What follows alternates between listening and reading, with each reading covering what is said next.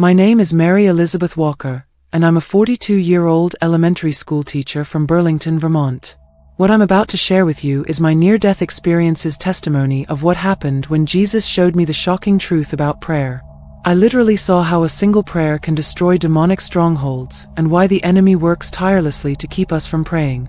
This began on March 20, 2024, when I clinically died for 33 minutes and 27 seconds at Green Mountain Medical Center.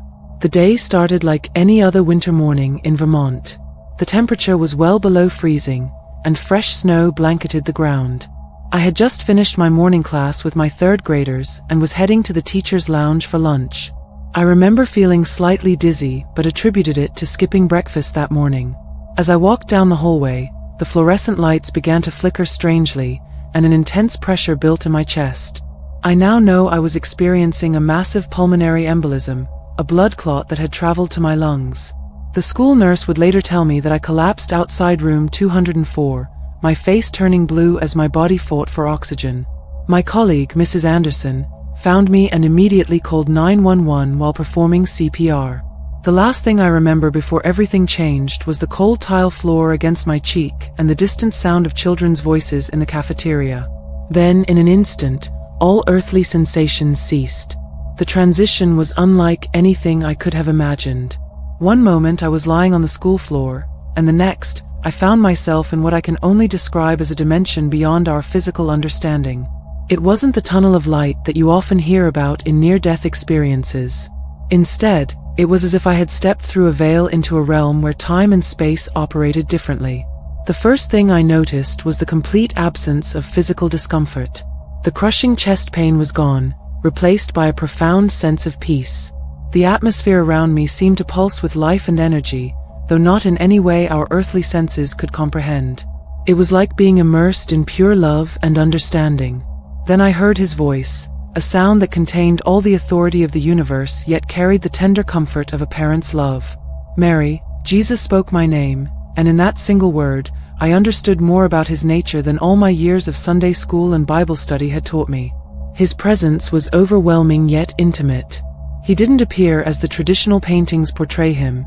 His glory was far beyond what any human artist could capture. His appearance was both physical and spiritual, radiating a light that didn't hurt my eyes but seemed to penetrate my very being. "My daughter," he said, "I have brought you here to show you what your earthly eyes could never perceive. What you will witness today will change not only your life but the lives of many others who will hear your testimony." Suddenly, I was observing scenes from my own life, but from a spiritual perspective that left me astounded. I saw myself in various moments of prayer throughout my life, from childhood bedtime prayers to recent desperate pleas for my struggling marriage. What I witnessed next shook me to my core. Each time I prayed, the spiritual atmosphere around me became visible. I could see dark, shadowy entities, demons, that had established what looked like fortresses around different areas of my life. These strongholds were strategic positions they had built over time, each representing different tactics they used against me and my family. But then something extraordinary happened. As I whispered in Jesus' name during my morning prayer, it was like a spiritual earthquake shook the entire realm. The demonic fortresses began to crumble. Each word of prayer created cracks in their carefully constructed strongholds. I watched in amazement as my simple prayers I had sometimes wondered were even heard, wreaked havoc in the enemy's strongholds. Jesus showed me specific instances where these demons had worked to prevent me from praying. I saw how they would amplify my exhaustion after a long day of teaching, making my eyelids heavy just as I planned to have my evening prayer time. They would flood my mind with thoughts about lesson plans and grading right before my morning devotions. They would even use my phone, causing it to buzz with urgent messages from parents or colleagues during crucial moments of spiritual connection. "Watch carefully," Jesus instructed, and I saw a particular evening when I had pushed through their tactics and prayed despite feeling overwhelmed with work. In the spiritual realm, that single prayer had the power of 1,000 sledgehammers, systematically destroying the enemy's carefully laid plans. I witnessed how my simple prayer for protection over my students had shattered a demon's long-term strategy to introduce fear and anxiety into my classroom. Another prayer about my marriage had demolished months of subtle attempts to create distance between my husband James and me. The Lord then revealed something that brought me to tears. He showed me moments when I had given in to the enemy's diversions and skipped prayer. But instead of condemnation, I saw Jesus waiting patiently, like a teacher who knows their student will eventually understand the lesson. His love never diminished, he simply waited, knowing that eventually, I would return to prayer. "Mary," Jesus said, "prayer is not just words spoken into the air. Watch what happens when you pray."